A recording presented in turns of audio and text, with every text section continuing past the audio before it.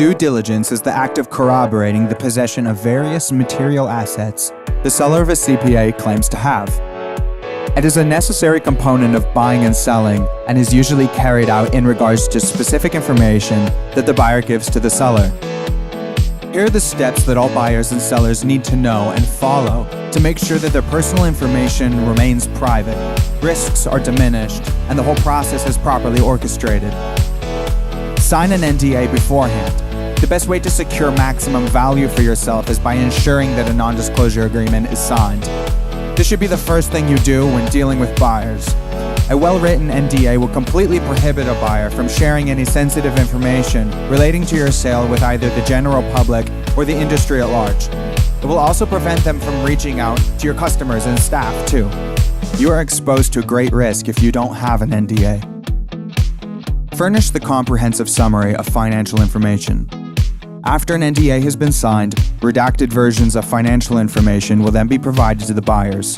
This will ensure that they are fully informed about the CPA firm they are considering, and will include such information as the work they do, staff, profitability, and various other important pieces of information they would need to have. The strength of this comprehensive information can lead to many different offers, which will increase the company's value and increase the amount offered at sale. Decide upon an LOI. An LOI is a document which lists the offer of the buyer, including the price, terms, conditions, sales schedule, and contingencies. The contingencies will determine the exact dates by which due diligence, funding, and the actual sale must take place. Should the buyer miss the deadline for due diligence, they may no longer be committed to buying. If they refuse to make a formal offer, they're probably not serious about buying. Performing due diligence. This is the point at which due diligence must be performed.